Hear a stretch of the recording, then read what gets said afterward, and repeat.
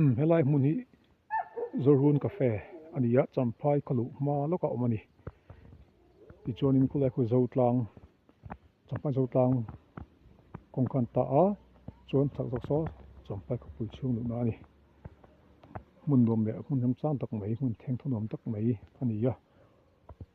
borok pa fresh khop mai moningan chol ga chin do ni swimming pool te po an nei a an symbol tha khop mai hai chol pa man la dang khop mai Zorun cafe a chuanin tlai hin nep noi I chop phong phong te lo me boka chung gi an u chok chin do ni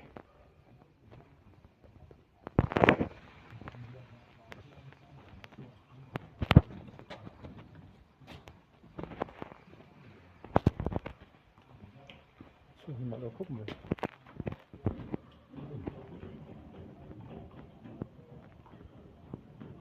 an design dan bel po hi mit ala khop mai thing an hmang sa ni thing chi hrang hrang hmang sa a jong chang thla dong khop mai tai chol hi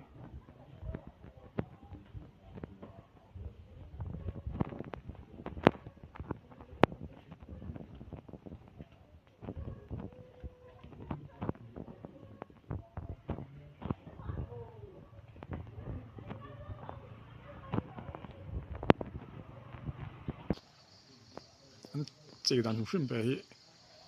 simple nang mà sẽ nãy trong càng tất tông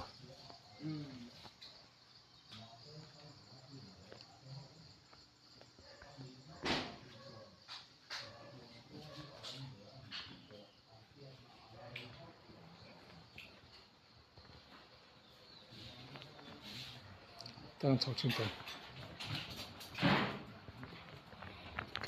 cái chim lông bằng chậu na như lại ôi đùm khúc mà hay cái còi con thế La-awma cho lại mấy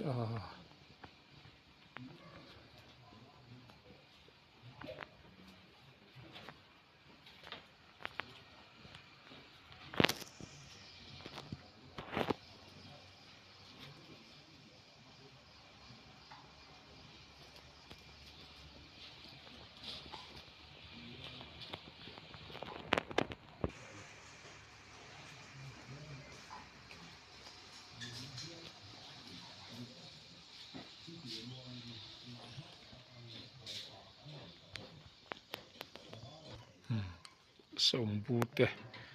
in an decorate khop mai mi zo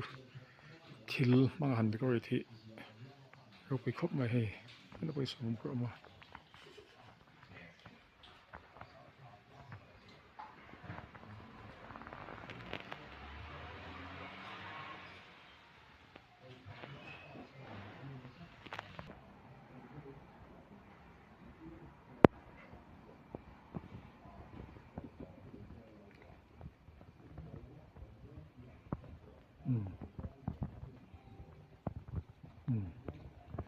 chuan khi lại cái swimming pool te